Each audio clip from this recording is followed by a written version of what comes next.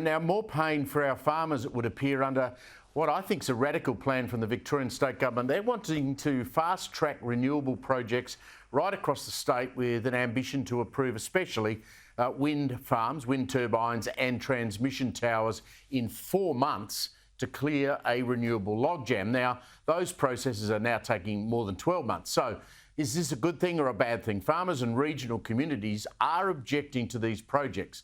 Solar, wind, transmission lines. Farms would be forced to go to the Supreme Court at a huge cost that most could not afford. I tipped earlier in the year that this is going to be a major issue across regional Australia this year. Joining me to discuss this is the Victorian farmer, Catherine Myers. Great to see you, Catherine. I know you're a regular with Peter.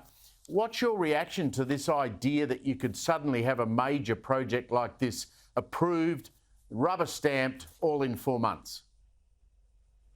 It really beggars belief. It's impossible to comprehend that a project that's going to have 10, 20, 30, 40, 50 years of impact on not only our natural environment, but also our social and economic networks of the rural communities can be decided in such a short period of time with absolutely no recourse.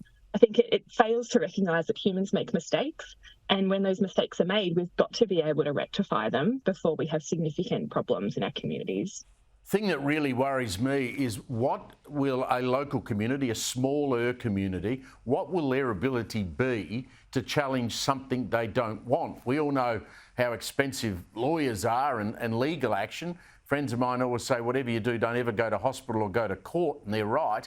How would a small community who didn't want, say, 5 transmission towers rammed through a farm on the edge of town, how would you afford to protest against that or to take legal action against it? It's almost impossible. Our local communities have had to take the Victorian government to court over a similar issue with a transmission line, and it's cost in excess of $1 million so far. And we're currently preparing an appeal to the court decision for that. And it's enormous. It's small donations and large donations from thousands of people that are affected by this kind of infrastructure. And it's not a cost that we should have to be bearing. I'm a firm believer that public goods should come at public cost, and the rural and regional communities shouldn't be subsidising cheap power for our cities.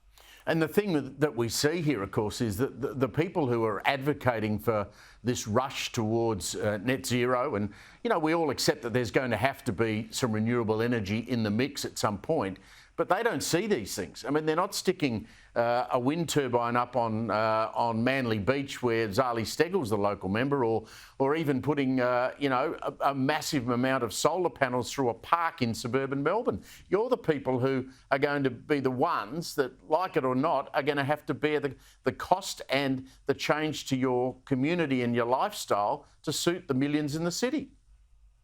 Absolutely right.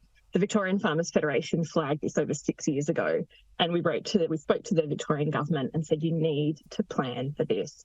We're going to see a point where we're going to have to choose between energy security and food security, and they didn't plan for it. And now they're caught, they've got their pants down around their ankles, and they're desperately trying to scrabble to get things back on track.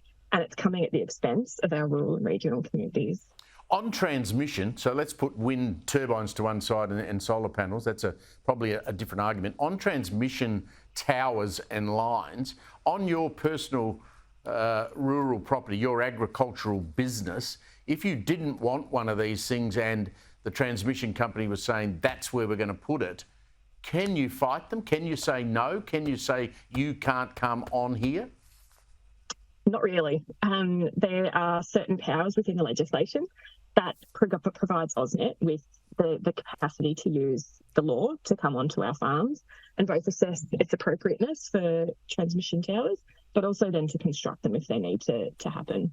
It was a miss that happened when the State Electricity Commission was privatised in the 1990s. They just copied and pasted the legislation that sat with a government department, which has all the regulation and the oversight that a government department has, and they pasted it into the private sector. And they just sort of thought that companies like AusNet would oversee themselves and take on good practice because it's in their nature. And that's not how big or corporations operate. Do you feel abandoned? I feel really worried. I think anything that removes the checks and balances from government departments and planning decisions is really concerning. I think those checks and balances are there for a reason, and I think it sets a very frightening precedent when we've seen the capacity to challenge both transmission and renewable energy projects taken away from the regional communities that are going to be affected by it. And without being overly dramatic, we're holding a gun at the people that grow our food. Absolutely, yes. The projections for climate change are that our capacity to produce food is going to become increasingly volatile into the future. We're going to see more extreme weather events, more floods, more droughts, more fires, and that's going to be putting enormous pressure on our capacity to feed our nation. We can't afford to have land taken out of prime agricultural areas to be used for power generation. There's all kinds of options available to the government for generating power, and it just shouldn't be occurring where we can produce our food, because that land is irreplaceable. Once it goes out of food production, it's gone. You're a great advocate for your community. Catherine Myers, thanks for joining us on this Friday night. Thanks very much.